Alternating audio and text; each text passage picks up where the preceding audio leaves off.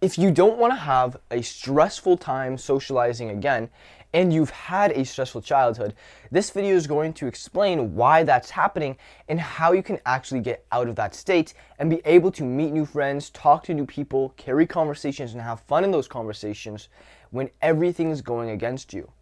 Over on this side, I have 4 labels written down. This is your RAS, your emotional vulnerability, your fear of judgment, and your release muscle.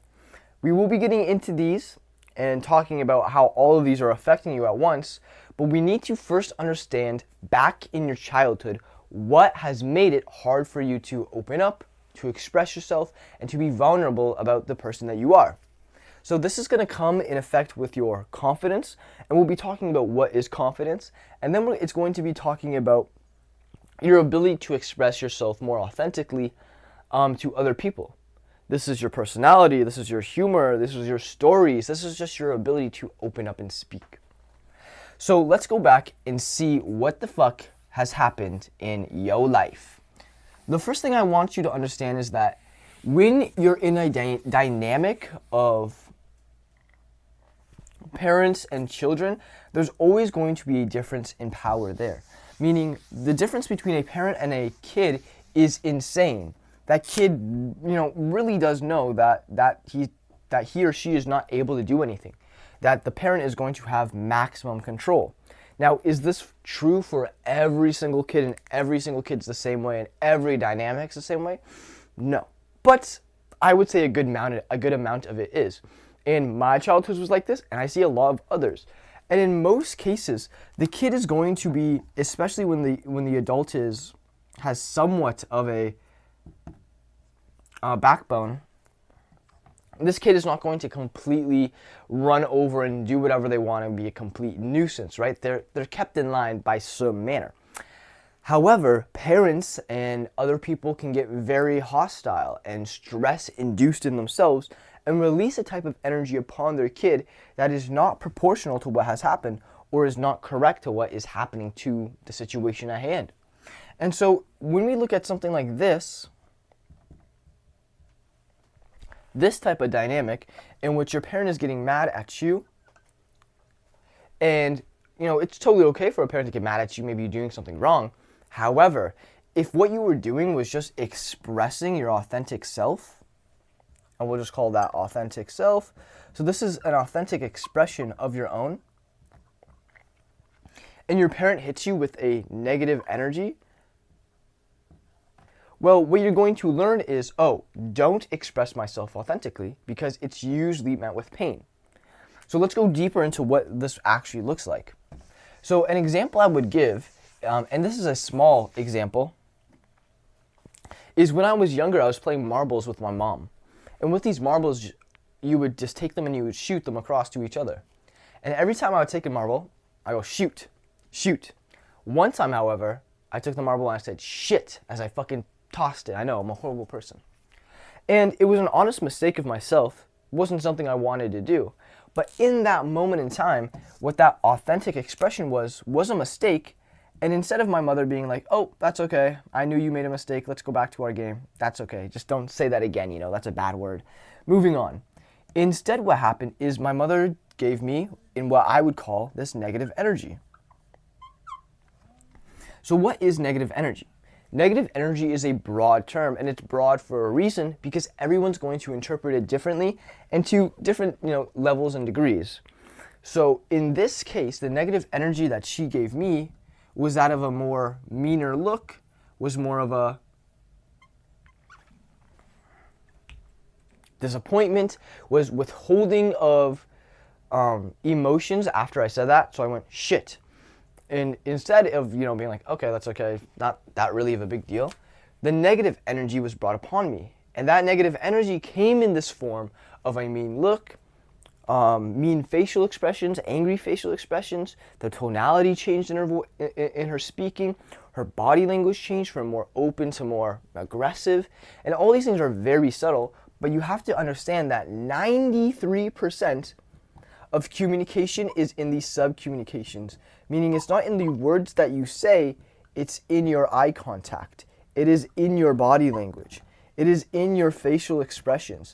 And it is in your tonality, the way that you are speaking, that is going to determine what message people are getting from you. So facial expressions and tonality. And tonality is like the words that you are speaking, yes. And tonality is like, yes, like not the literal words, but like how I'm speaking, the volume, the resonance, but it's also the pauses. It's also the cadence of my voice. If I go higher, am I ending like this? Am I ending like this? Am I ending like this? All of these are are contributing to the subcommunications, 93% of it. If I were to sit up here and do the same presentation I'm doing, but in a much more meek way, it doesn't matter what I'm talking about. The message just isn't going to come across the same way. If I'm avoiding eye contact, my voice is weak, my tonality is small, I'm talking about the same thing, but the message is like different, It's completely different. Completely different. Same words being said, everything else is changing though. And then when you're in person with someone, that is going to make up a lot of what is happening. And so it's understanding that these can come out in positive or in negative ways. And this is how people communicate with these kind of subcommunications. And so what I had felt from that negative energy that she gave me in her more angry eye contact, more dismissive body language, angry facial expressions, and the tonality, and then also the actual thing that happened afterwards was, she stopped playing. She stopped playing marbles with me after that. So what does that say to me? Oh, if I make a mistake, because it was an honest mistake, I didn't mean to fucking say shit. When I threw this marble, I meant to say shoot, I just came out, right? So on an honest mistake, what's going to happen? I'm going to get my love taken away. On an honest mistake, what's going to happen? I'm going to be met with this type of NE. On an honest mistake, pain will come. And you have to understand that even further than this dynamic, when it's the parent-to-kid dynamic relationship, a kid is looking at their parent and seeing their world. They're looking at their parent and saying, okay, this is the person that takes care of me. This is my caregiver. This is the person that allows me to survive. If this person is getting angry at me, that's a very bad thing, because if I don't have this person in my life, I'm going to die. And in some way, in some case, you're interpreting this negative energy as death. You're interpreting this angry, this maybe stress-inducing emotions that the other person is giving you as pain, and that pain will lead to abandonment because enough negative energy, this person's not going to take care of me, that person will leave me, I can't take care of myself, I die. And so this is actually a relationship in which it's life or death within the kid.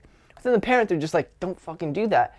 But they have that individuality. They understand that I'm okay, living. I'm not completely reliant on another human, emotionally and physically, for my survival. And so when a child does, meet this to a degree, they feel this life or death thing in their body. Now, certain things are happening when this happens. Something in their RAS changes. Now, what is the RAS? The RAS is the reticular activation system. It's a part in the brain that is, very reptilian, very monkey-like, meaning your brain gets a lot of information at a time, like 76 I don't know what it was, but like 76 fucking billion trillion quants of information.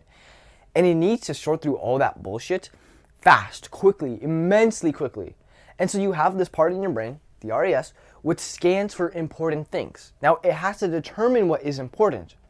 And so in this case, what we have found out in this kind of situation that has happened here is when I go to express authentically, even if it's a mistake, even if I make a mistake, what am I gonna get hit back with? Pain or that feeling of death. And so I'm not ever going to do that again. And now our RES is going to determine in my head, oh, I'm having this feeling of authentic expression, but remember what happened last time? Okay, let's just avoid that. Moreover, what this is now going to do is also be more vigilant to seeing these negative facial expressions, to seeing negative subcommunications. Because if this is what you experience all the time, your body needs to be ready, your brain needs to be ready to, handle that so it doesn't come out of nowhere, so you don't induce it.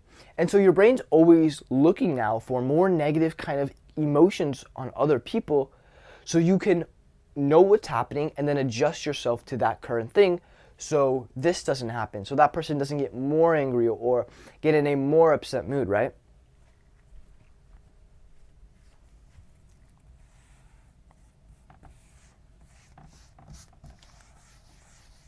That's a small example. That's a tiny one. Let's go into a much more deeper, realer thing that happens to a lot of people. Happens to every person I've talked to. Happens to every person who has a harder time socializing, lower self-esteem. It's been very hard. I've not talked to people without those kind of things and have had a parent-child dynamic in which it's not super stressful.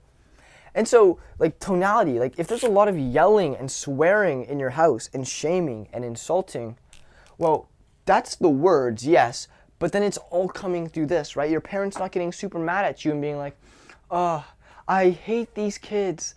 These kids are so damn lazy.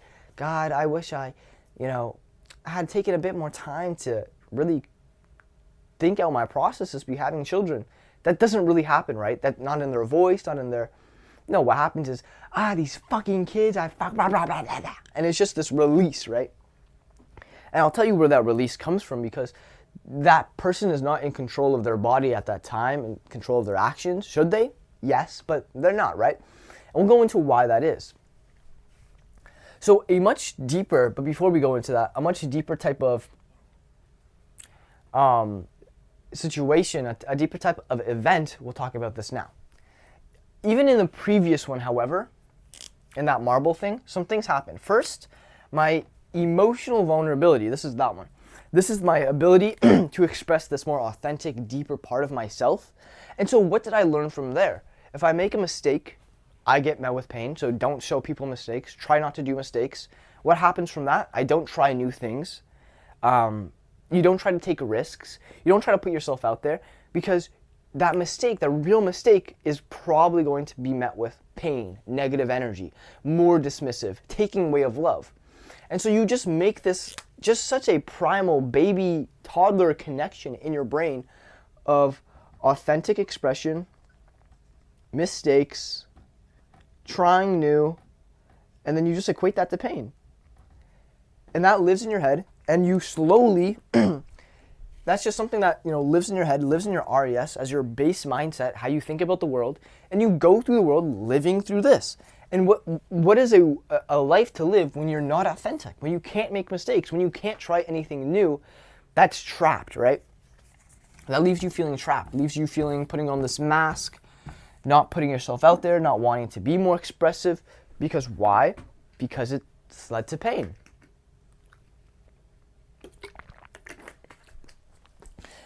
And all these things are actually very subconscious within you. But allowing yourself to be mindful, acknowledging them, bringing them to the surface, and then seeing that pattern that has happened in your brain so subconsciously, but has kind of dictated the way that you live your life, will allow you to see that, take away the power, and reclaim control of your life. Because you can see the patterns, the subconscious patterns of which you're operating under.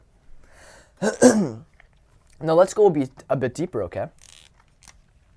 Imagine now, instead of in that situation, your parent just kind of getting a little angry at you, a little upset, a little disappointed, taking away that kind of attention when you did make a mistake. Now let's say they were actually hitting you with harsh negative energy, this really harsh negative energy that had words of insultment, of shame, right? And then they had these large subcommunications of just anger, negativity, right? And everyone's going to experience this to some degree, right? I don't think there's ever a household that you could live in which your parents don't fucking get angry sometimes, don't get stressed. Maybe it is. Maybe that exists. I've never seen it in my life. I've never talked to anybody who has had that. But in some households, this is like the base state. And their parents being in a positive mood is like, what the fuck is happening over there? And so this is kind of just like what you're used to. So let's take this example now, okay?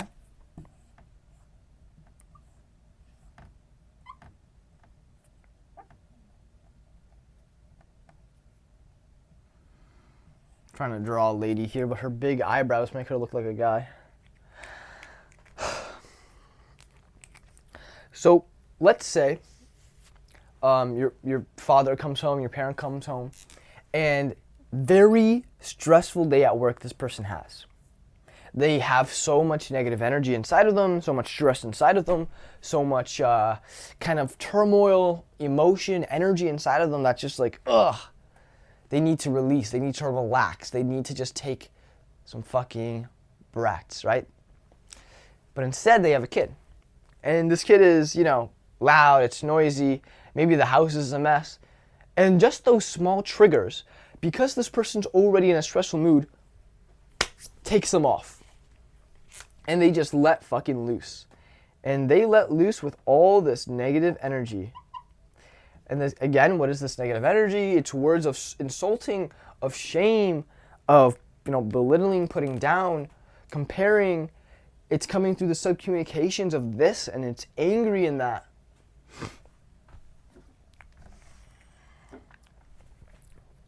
Well, what's happening is a transference of energy. This person shouldn't get so fucking heated saying, I hate my children, I hate the world, because there's some toys on the carpet, there's some this, right, it can be done later, you'll be okay. No need to get that angry over that. However, this person does. And they release that negative, release it. They feel better, but that energy is still going to other places, right?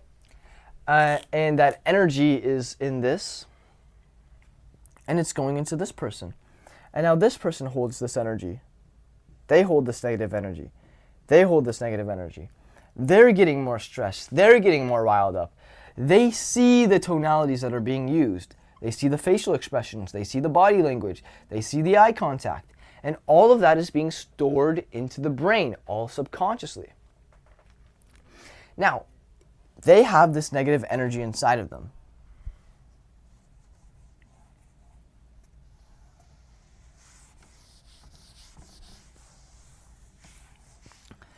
And the parent has kind of released theirs.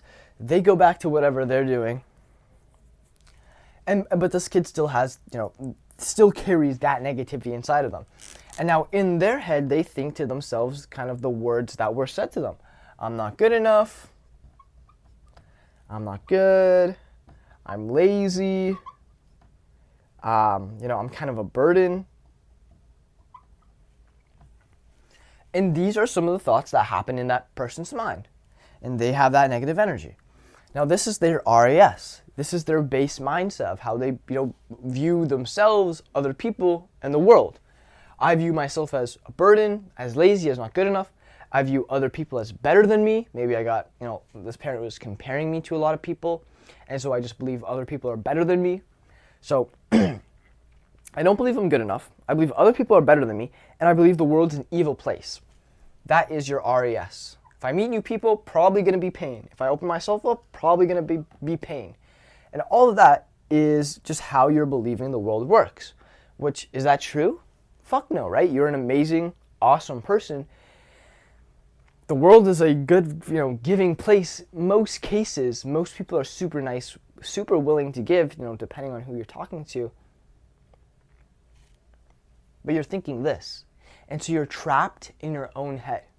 And in a world in which, when you're trapped in your head, you don't get rewarded. You actually get more put down for it. And what does that create? This negative feedback loop. This negative feedback loop of, I don't believe I'm good enough. I believe I'm this. And the world treats you like that. People, the world, are going to believe one person more than anybody else about yourself, and that is yourself. If someone wants to believe something about you, they're going to look at you and say, what do you believe about yourself? And if you believe this stuff, they're going to believe you, right? Now imagine this person communicating with these initial mindsets in their head, right?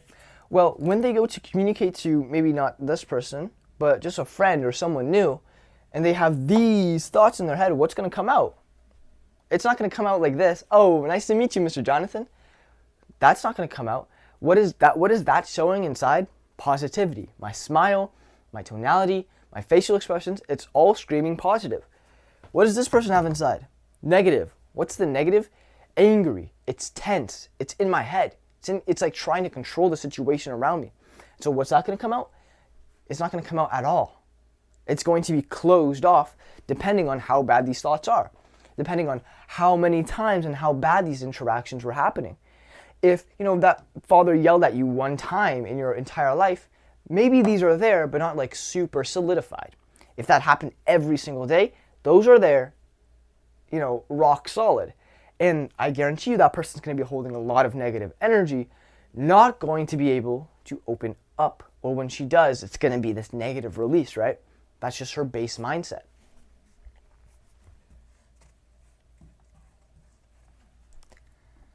Yeah, so that's that.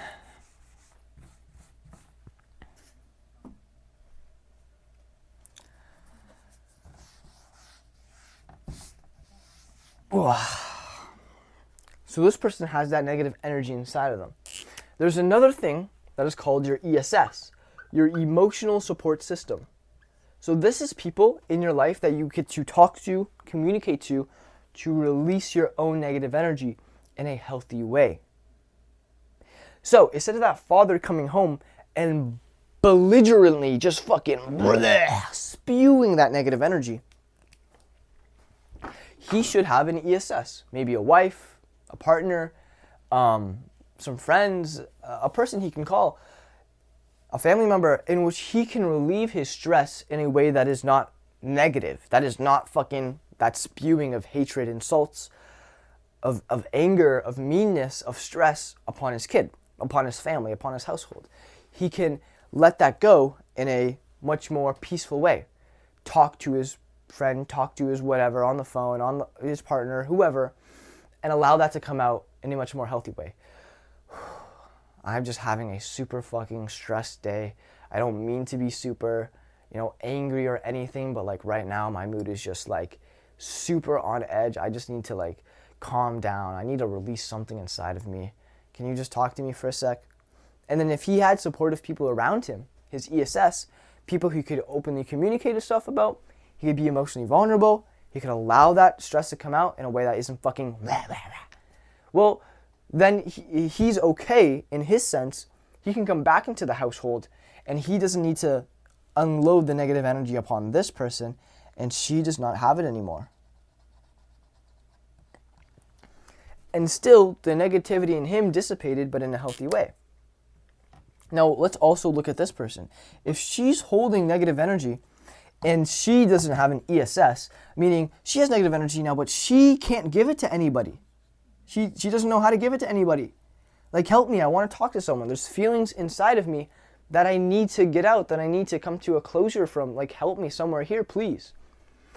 And this should be maybe her parents. This should be the best, her friends, from family. Just anybody that this person can talk to let out this emotion in a more healthy way. Now, if she doesn't have any of these, she doesn't really have any family she can talk to, no friends that will talk to, and her parents do not listen, what is going to happen? Well, this negative energy is going to store and build inside of her. Store, build. And she's going to be walking around life with all these mindsets of negativity, all these deep engravements of negativity within her, and that's just going to be her life. And now what happens? A single stress comes upon her. Someone cut her in traffic. Someone gave an insult to her. Someone said something a bit, mean. Just the tiniest bit of of stress. What that tiny bit of stress does is unleash everything inside here.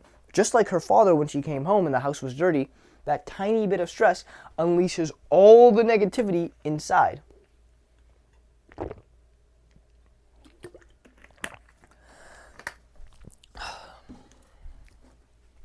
And this is why where you get just a disproportional response to certain things coming in.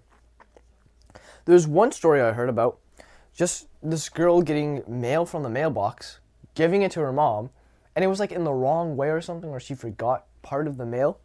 And her mom got so fucking angry just from that, threw the mail across the room, led into an outburst, just let all that shit out. Why? Because the mail was just the wrong kind of like, she forgot something in the mail. It's like so fucking insanely disproportional to what's happening. And that's probably because that her mom, at that moment in time, had a lot of negative energy stored up in her. The smallest thing just fucking let her go crazy. Damn, crazy. And then she unloads even more. She unloads all that negative energy onto her kid. And yes, she feels better in the moment, but that kid holds all that negative energy. That kid now holds all that negative energy.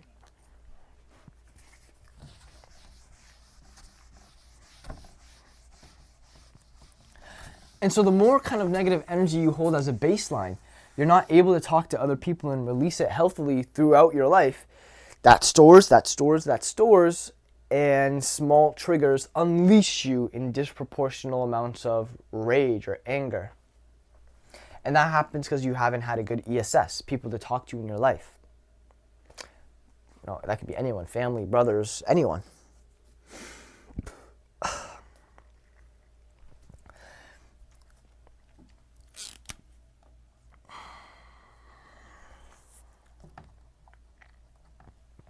So you hold burdens or you hold beliefs about yourself of, you're not good enough, of you're not, maybe good looking enough, you're not smart enough, all this stuff.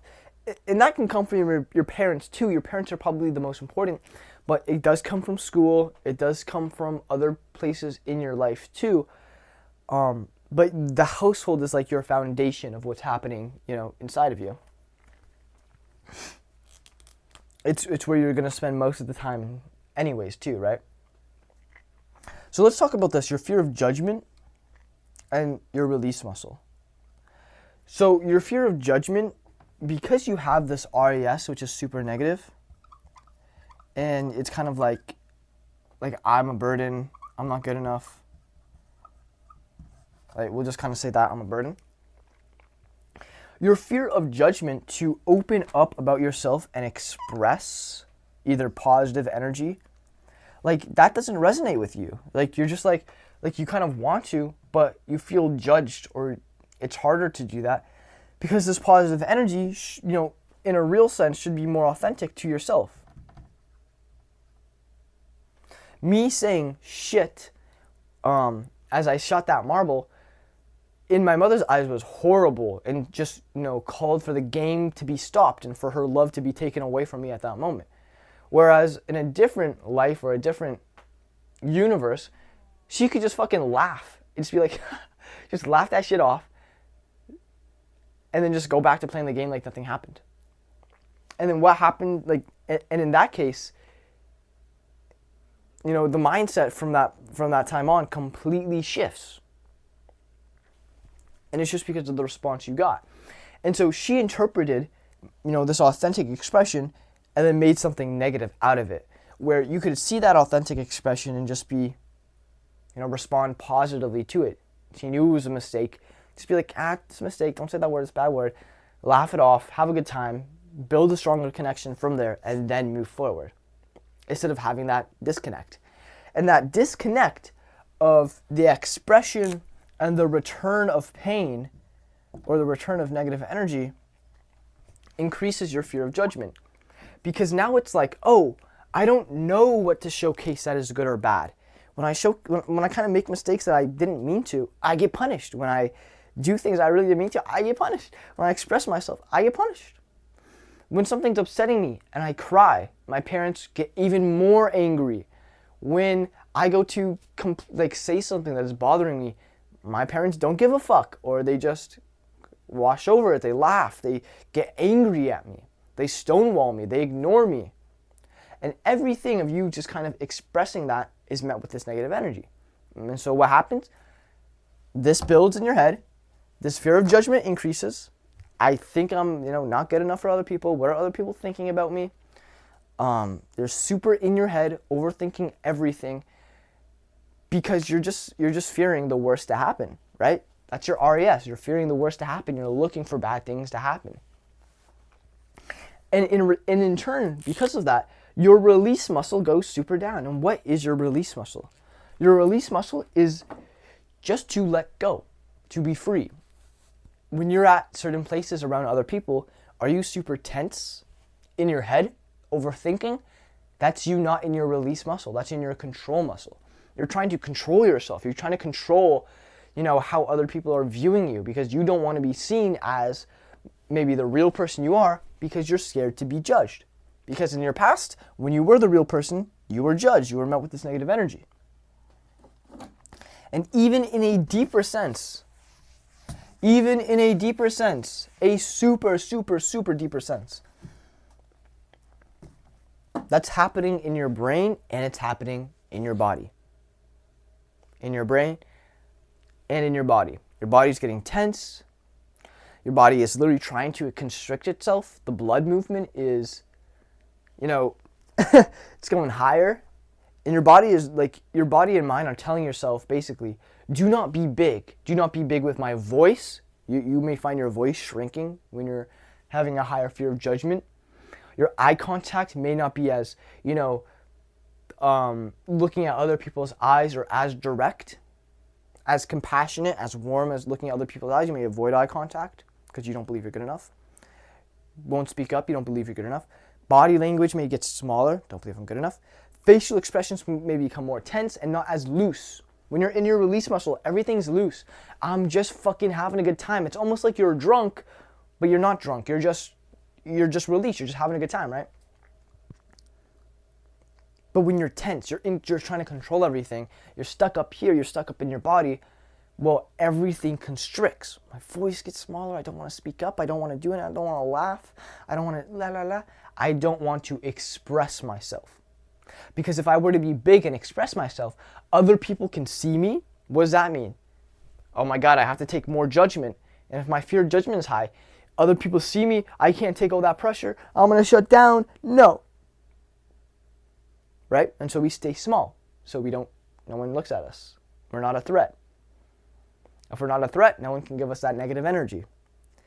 If I'm out here, I'm expressing myself authentically, my RES is telling me negative things are going to happen. Don't do that. Calm down. And even more than that, it's happening in the body too. So let's go back to this example of dad, and it can be mom too, like 100%, right? It doesn't matter who it is. It's just like this parent figure.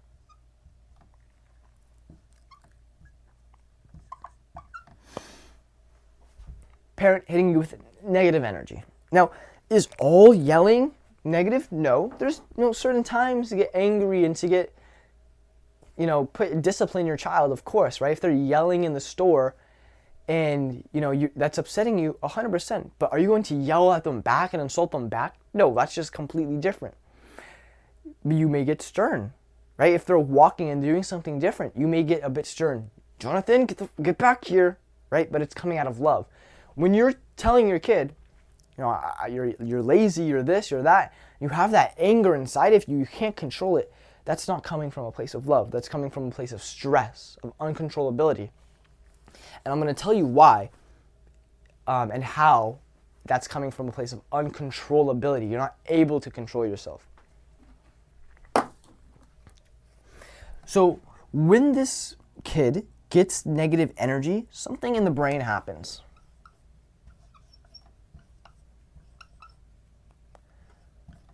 This is my crude drawing of a brain.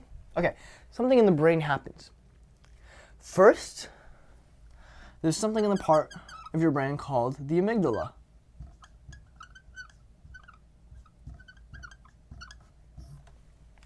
So the amygdala is the fear center of the brain.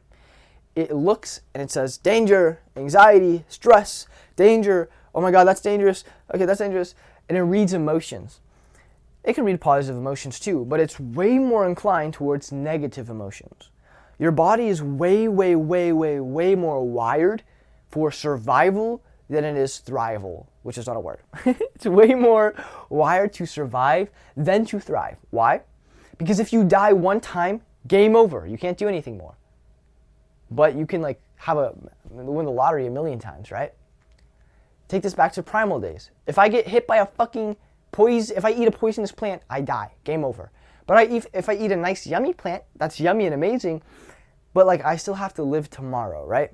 And so you die one time, but you can win infinite amounts. That's why your brain is wired to avoid more negative than anything else. If you lose $100, that is a way more painful experience than finding $100. And so just negativity is weighed more in the brain. It's weighed more here in the amygdala. Now, the amygdala senses facial expressions, social cues, things like that. And so when your mother gives you, or when your father gives you, or they go, they get that angry tone to them, right? So one thing my mom kind of does is she'll sigh and then let out, that negative energy afterwards. Are you fucking... Because that's happened so many times, I already know the sigh, and then what's going to come afterwards is kind of matching. And so anytime she does sigh, I'm like, oh fuck. I'm like, oh shit, is something bad about to happen? Even though it's just a sigh. When that happens, my entire body is like, holy fuck, I'm about to die. But why? That's just happening with a sigh. It's because there's more parts in the brain. There's now something called the hippocampus. This is your memory part. This is where you store memories, and again, negative ones are going to be more weighted. Negative memories are going to be stored more vividly, and that's just because of how humans are wired. And if all of this is also coming from your parent, your caregiver, you also have that extra factor of, this is my caregiver, the words and the things that they say mean extra, like a lot more.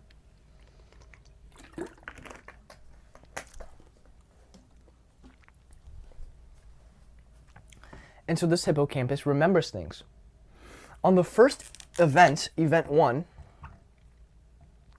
let's go event 1, that's disgusting.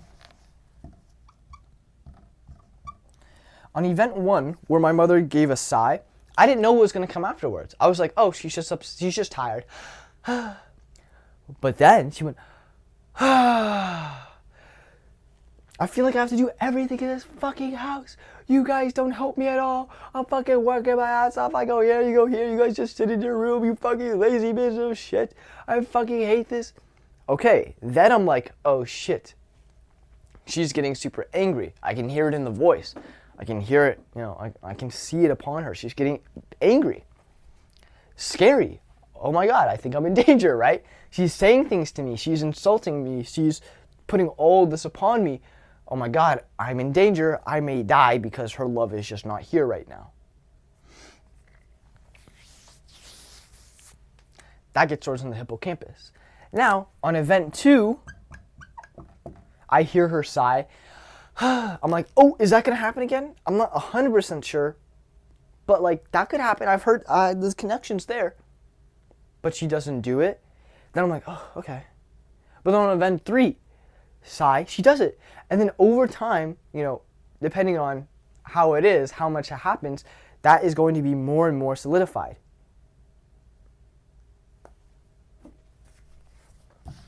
If it just happened one time, that solidarity isn't going to be there as much. But if it happens more and more and more, that connection is going to be there. If you hear your parents come home and you kind of get this anxiety inside of you, that's probably for a reason. If you hear the door open, you hear the car stop, you hear the gravel, and immediately you kind of get this, oh shit. Most likely because, they've come home before, and as soon as they got home or as soon as something happened when they came home, boom, they got really loud, they got really angry, and that stress just took over, like in the example we were talking about before. And now you equate them coming home to negative, them coming home to pain, them coming home to death. And now this death response is happening in your body. There's another part of your brain, and this is called the hypothalamus.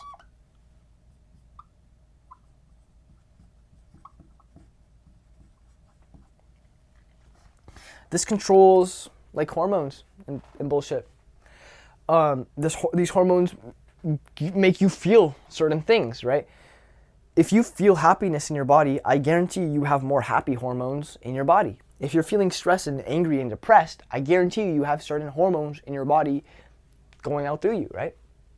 Your physiology affects your mentality, and your mentality affects your physiology. If you're depressed and you're sad, I guarantee you your physiology, your biology, your fucking body has more stress and negative hormones in them right now. So there's that, and then there's something called the pituitary. We don't fucking need to know what this bullshit is, just some random fucking things in our brain. And then this goes down into your body. So this is technically your nervous system. Please just don't hate me. And then we have here, we call the adrenal glands.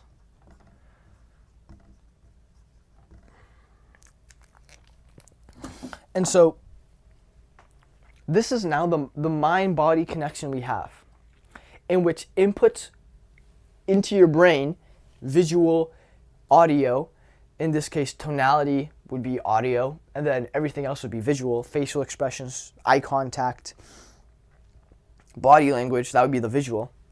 Like I can sit here in front of you and you can tell the emotion I'm giving.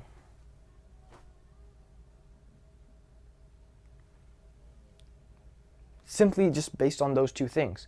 Even closer, you can tell the emotion simply based on my eye contact.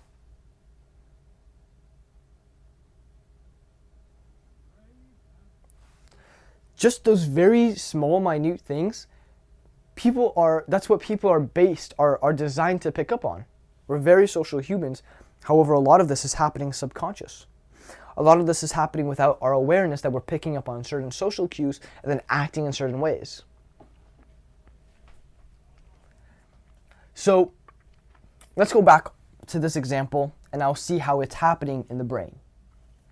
So we'll call this event 1, meaning first time it's kind of happened like this, right? First time it's got like, we're receiving this type of negative energy. So we did a expression, or we were just chilling at our house, we were just chilling in our room, we're just chilling, and then boom, parent hits us with this big negative energy, and now chaos and stress is erupting around us. Well, we interpret the negative energy, the negative, expression through tonality, facial expressions, eye contact, all that. That is being interpreted by the amygdala part of our brain. It sees that and it's like fear, danger, anxiety. Okay, bad thing is happening to us. Danger, danger, danger, danger. Nothing happens in our body at that point. However, after this cycle, something does happen in our body. First, our amygdala sees that, and then it's going to send some inputs to our hypothalamus. This hypothalamus is going to send some inputs to our pituitary, and this pituitary is going to send some inputs to our adrenal glands. This whole system here of these three things connecting the brain and the body is called the HPA axis.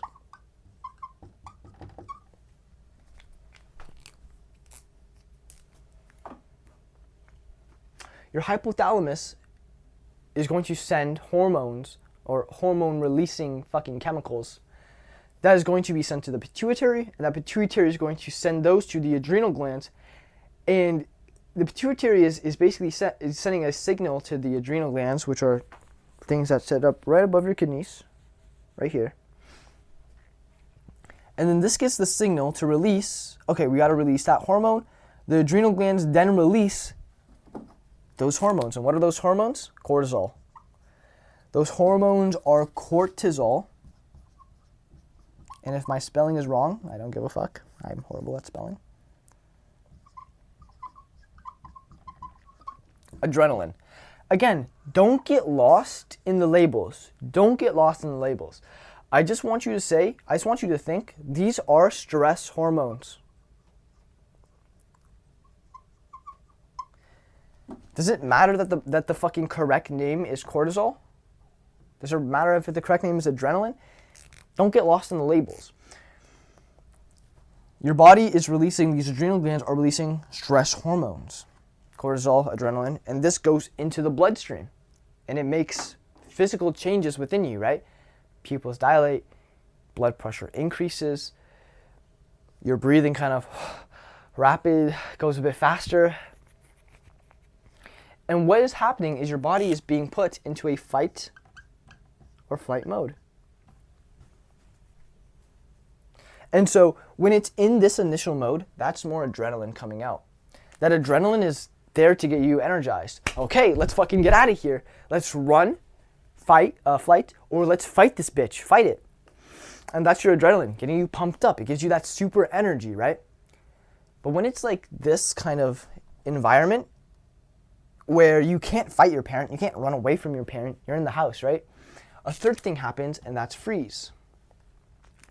And in this freeze response, this is where cortisol comes in. And this cortisol is going to keep being released as long as this situation is going on, to continually give your body this feeling of uncomfortability, to be like, hey, get out of this situation, get out of here. Like, leave. And your brain is going to be taking all of this stress. And because it's coming from your parents, and that pain is now equal to death in some case, and your brain cannot tell the difference between the brain can't tell the difference between physical and emotional threats as death, right? If you get a chainsaw and you fucking running me down, I'm gonna be like, okay, I'm about to die. But also in this situation, when there's no chainsaw, my brain is also like, you're about to die. So different inputs, but because they're kind of the same, they're leading to the same output. And what's that output? This and your fight or flight. But we can't run away from that emotion, right? We can run away from the guy in the chainsaw. We can run away. We can't run away from this kind of environment. That's why it's way more, it's kind of like, way more chronic, ongoing. And so this cortisol gets released shortly after the adrenaline when you can't move and you can't do anything, right? And this is the cortisol, this is the stress that lives in your fucking body. And it's not like once the situation is over, the cortisol is immediately wiped out. This cortisol stays in the body for around 3 hours after the fact that this negative energy situation had occurred. And it's still going through your body. And little small triggers will trigger you again. And this is only on event 1.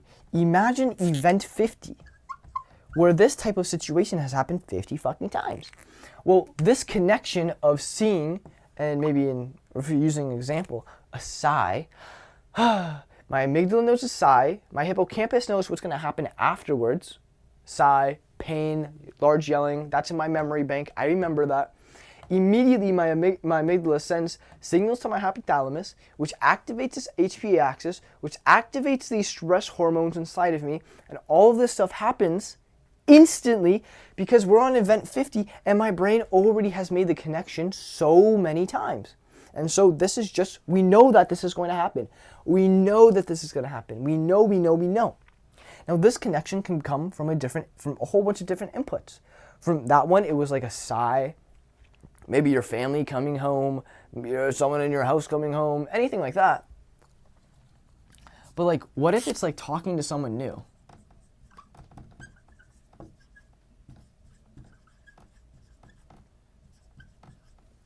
Well, because your RAS is kind of negative, and you don't believe you're a good person, or you believe you're a little bit of a burden, what actually kind of happens in your body to some degree, if you really want to go talk to someone new and you have that stiffness, well, first talking to someone new, like if you believe all that bad shit about you, you're going to believe that they're going to react in a bad way to you. And what is your experiences? What do you remember? What does your hippocampus have in mind? These type of situations. And so if this person doesn't like me, which I'm expecting them not to, because at school I'm not really liked, and my family I'm not really liked, at this I'm always a problem, here I'm just kind of like, I'm always to be blamed, I'm always to be, someone problematic. That's just your mental baseline of your mindset. I want to go talk to someone new. That is operating in the back. This is what you remember. This is the system that has come out of it. This is what, the stress hormones release. I want to go talk to someone new. Oh, wait a minute. This now activates automatically. And now when I'm, walking up to someone new and I'm getting this tenseness, this fear of judgment is going higher. My release muscle, my ability just to be myself is going lower, because I understand that I need to, be emotionally vulnerable to go talk to this person, to introduce myself. But what has my brain already correlated with this? Negative energy, pain, death. Okay, my phone battery got filled up, so we have to record this a little later. But basically, now that we know exactly what's happening and stopping us from being able to be expressive, to be able to be ourselves, because our social anxiety is coming on, our fear of judgment is going on, that's happening in our brain and that's happening in our nervous system, giving us literal feelings in our body not to do this, because in our past we have interpreted it as danger so many times, as exposing ourselves, being more emotional, being more out there, as something bad is going to happen. So now we want to know how we can actually fix this. How can we go back and, in a way, not have this happen so much to us, so we're able to be expressive and not be weighed down by, not knowing what to say and this anxiety of being more expressive, right? And so what you want is for you to be exactly how you are with your closest friends. How you are when you're most comfortable. You want that to be when you're with everybody. That's going to make you the most confident, the most yourself. That's the goal. And so the goal is to lower our fear of judgment, so we can activate our release muscle and we can be emotionally vulnerable. So one kind of thing about my past that I was always very scared to talk about is my parents, my family situation. I grew up in a white family. I grew up with gay moms. And so that was just something that was very kind of odd to me growing up. And being able to even speak that into the world was something I never ever did. And just naturally growing up, my FOJ was so high. My fear of judgment, my release muscle, my emotionally vulnerability muscle, when coming to speaking about that things, it was impossible, right? And that's just what I lived with, and that's just what ingrained inside of my body. And then anytime anyone brought up family, oh, what do? Do you have any brothers? Do you have any this? In my, actual body, I would feel so uncomfortable, and I would shut down, and I would either just lie, or I would shut down and just say something else or switch the topic, because I just did not feel comfortable, because I expected something bad to come out of that. I expected that person to be like, stop talking to me, to get angry at me, to start hitting me, to anything that was bad. I just don't do this. Just be normal, right? I thought there was something wrong about me because of that reason. And so the way that we have to fix this is by slowly practicing and getting ourselves okay with being ourselves. And so there's two outcomes that's going to come from either being ourselves. So we can either be hit with positive energy from our emotional vulnerability, or negative, right? And so in my past, like on Father's Day, I would come home one time and I had written mom and dad. I didn't have a dad. I had two moms. I should have written mom and mom. But instead of my mother looking at me and being like, maybe he's a bit anxious, maybe he's a bit scared around the other kids to write mom and dad, or asking me why, or getting deeper, and she got mad at me. She got mad at me for writing that down, for writing kind of like that. And I just thought to myself, okay, just shut that down again. Those emotions I'm feeling of uneasiness, and then she kind of saw, she gets mad, shut those down, don't talk about that. And now, anytime that does come up again, I don't have this healthy conversation or understanding of emotions. I have suppress, go down, don't bring that up. And so if it does come up, I have no idea how to deal with it. And if anything, it just makes me angry. And that's just how I live my life. And it was a horrible way to live your life, right? It's a horrible way.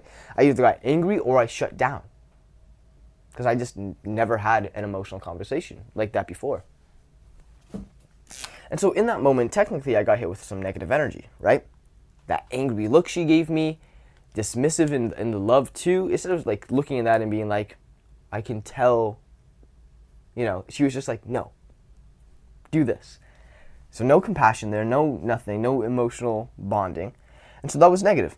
And now my, interpretation when I go to talk about that thing, the stimuli, when I go to talk about family, when I go to be open, this has happened from like my own mother, so I'm expecting that to happen every single time over. I don't even know what this looks like. I don't even know what that looks like. So of course I'm going to avoid it at all possible things. But now when you're into the real world and you understand that you need to be expressive to first be happy, to first talk to other people, to be friends with people, like you need to be open.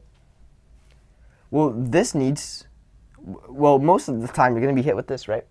But if you're super in your head and you're stifled and then you go to talk to someone, hey, how are you? I just wanted to say those nice earrings. You got that? Right? That person's going to hit you with negative energy. It may not be angry, but it may be just like, I don't want to talk to you anymore. Why is that? It's because you're leading, just from this pattern that you've had so much, with such a nervous, stifled energy. And when people talk to you, the law of emotional transference, they're going to feel what you feel. Well, they're going to feel nervous and stifled and kind of weirded out. And they're going to get that feeling with you. And they don't want that feeling. They don't want to feel like that. They want to feel fun, relaxed, laid back, lifted up. They want to feel like they're interesting. They want to feel like people want to have fun with other people, right? They want to be interested. They want to have cool things going on. But if you're so nervous and stifled, none of that comes out. Think about dancing. Think about art. All those things are forms of expression. Human beings are just like bodies of expression. And if you're so trapped in your head you can't do any of that, that's like the complete opposite of what a human is. And that's the exact feeling that they get when you're with them, because you're bringing that energy. And so they kind of push away too, and then again you're reinforced with that negative. And you're like, oh, it all makes sense. But no. Once you understand the whole thing that we've talked about already, this whole process, where it's coming from, we went in super in depth. Now that you're aware of it, you need to understand this process. And that's putting yourself out there, so getting that stimuli. And then if something negative does happen, it's you not taking it as personally as you did in your, family. So when my mother got mad at me for, being kind of scared or uncomfortable, I didn't know how to tell other people I had two moms. I never did. She never had to talk with me. She never had anything like that. That was like, for real. It was anger. And so I was like, oh, fuck. But that's not how other people respond, right?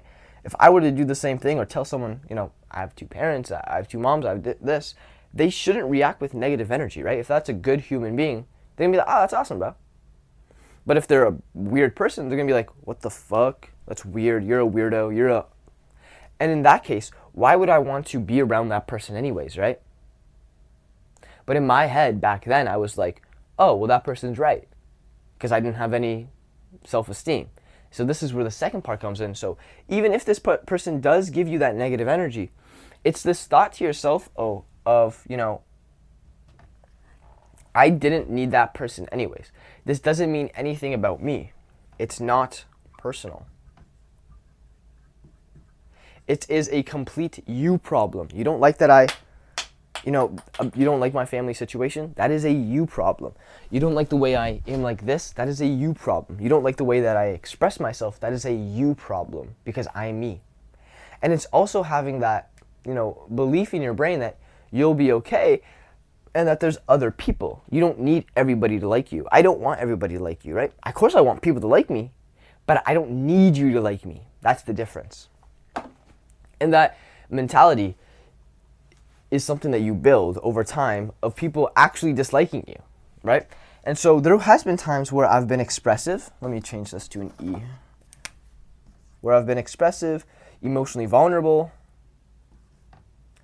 and that has led to negativity. And I'm like, okay, well, obviously I don't want that person in my life anyways, right? Why would I want someone in my life when I'm opening up to them? They're getting mad or angry at me or negative to me. I don't want that, right? Just not my forte. And that, I don't take it as personally. I just distance myself and we're chilling. But if it was to get positive, now this positivity is what you want. This is what's going to reinforce that belief in yourself that you can be expressive, you can be emotionally vulnerable, you can put yourself out there, and positivity will come.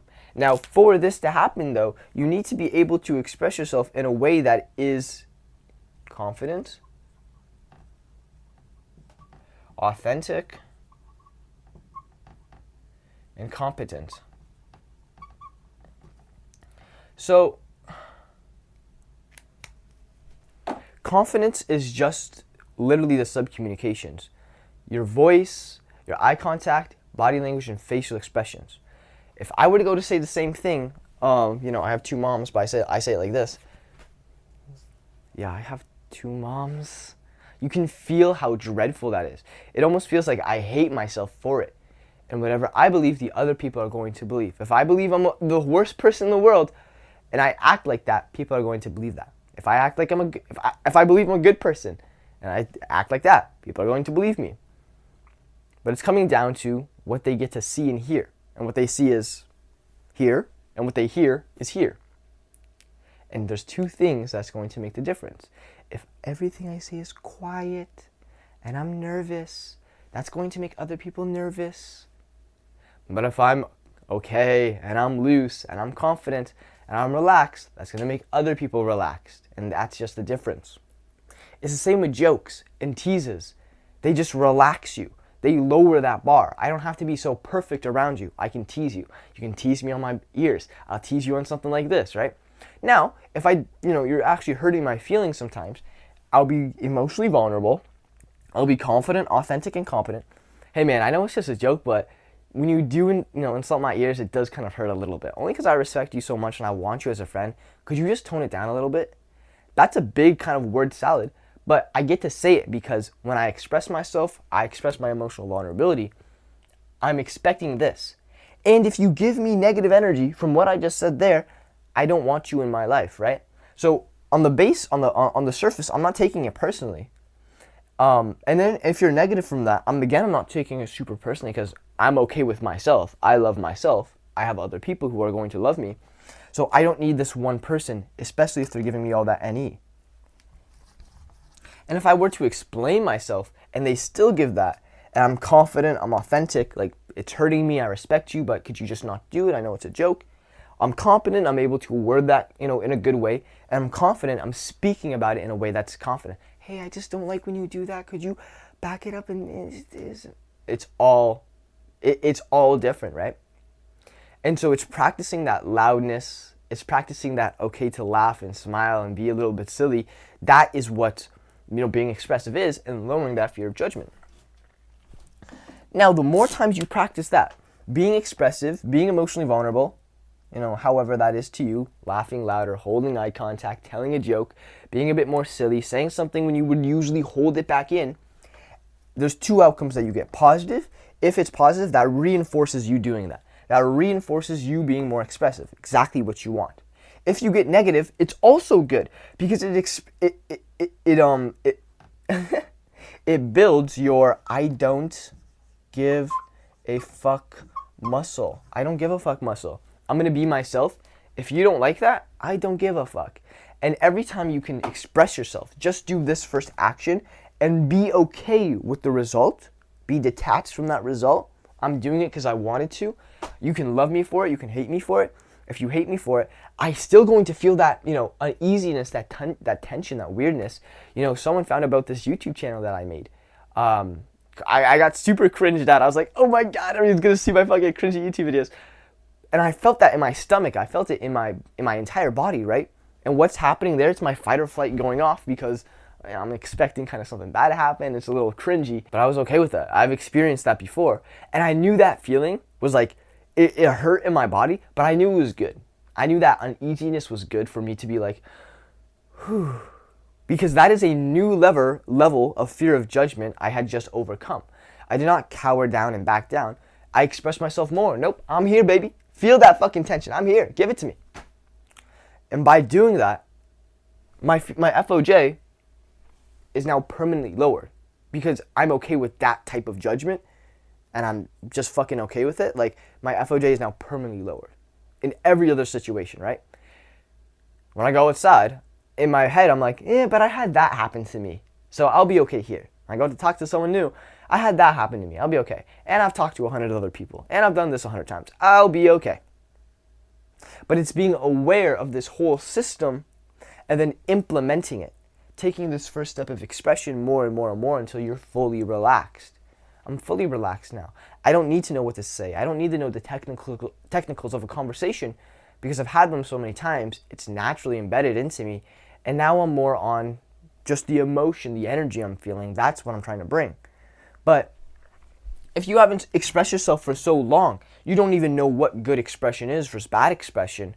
Well, it's all here, and adding your own humor to it. Humor is one of those things where it just cuts all that tension. It brings camaraderie, it brings friendships and teamwork together, all in that humor, right? But humor is one of those things where it's expressive. You have to put yourself out there. You have to risk telling a joke or saying something funny and no one laughing or someone insulting you back or anything, right? I remember in 4th grade, I went up to my friends who were on the playground and they were just in a group and I was like, oh, my friends. And I was like, I want to say, yo, what's up, guys?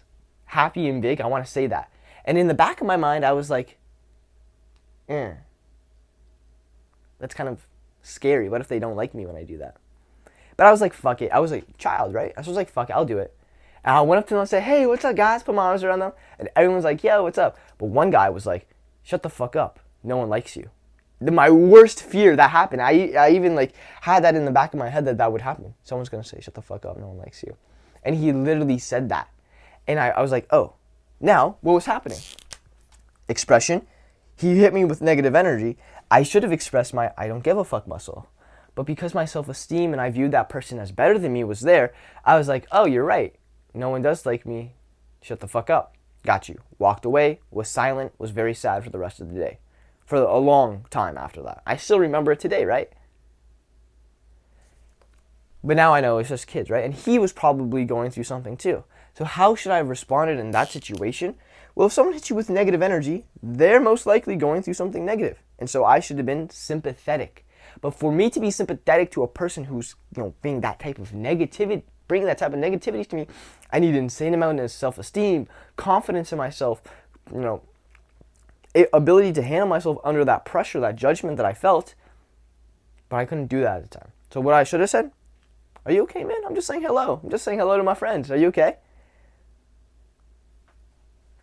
Or I could have said, nah, you shut the fuck up. There's two types of energies, right? You can meet that person with. But the worst thing you can do is believing to yourself, oh, that's the truth. And that's what I believe. That's the truth. Because my own words didn't really mean anything. Why? Because growing up, my words didn't mean anything. Me fighting back and putting my own kind of will into the world, pain. So, in that situation, that micro interaction, what would I think if I fought back or I stood up for myself? Pain. I just believed those words that he was saying. So that's how I should have done that, right? And now it's doing that again. Okay, I believe so much in my head I'm going to get that negative energy if I do it. When I go to express myself now when I'm 23, I go say hello to my friends. Yo, what's up, guys? In the back of my head, what am I expecting? But I know that's still not true. But if I'm unconscious of it, that lives somewhere in my body dormant, that's always going to affect my life. And so it's about bringing awareness to those things that you've gone through, bringing awareness to how you felt, bringing awareness to what you should have done, and then doing it again. Even though this is going to now be harder because you've been hit with that negative energy from it. So now when I go to meet someone new, yes, I have that in my brain, but I also have the hundreds of times where I did go up to someone and it went well. I also have the hundreds of times when I went up to someone and it didn't go well, but I was still okay with myself being like, hey, no worries, bro. You're having a bad day. You have a good one, bro. No worries. And what did I do? I didn't take it personally. I shouldn't have taken it personally from him. I should have said, man, you have a lot of negative energy in you, for you need to dispel that onto me for being so happy, right? in his fucking brain, he was probably like, man, why is this guy so happy? Why is he just gonna come into the group and just say hello? Maybe that's what he was thinking, right? Maybe he genuinely was like, yeah, shut the fuck up, loser, no one likes you. Sure. You're young kids, right? There's lots of things going on in your head. But if those things are still affecting you today when you're an adult, that's going to be very hard to get out of. It's going to be very hard talking to new people, being as fun as you want, being the confident person that you want, right? That's all happening there. So that's been this video. If you guys need more help, book a call with me below. Prove your social skills, prove your confidence, improve being more fun in your conversations, lowering that fear of judgment, and being the person that you want to be. The person who's in control of their life, who's at the cause, not the effect, who's proactive, not always reactive. All right, I hope you have a good one. Peace out. Love you. Bye.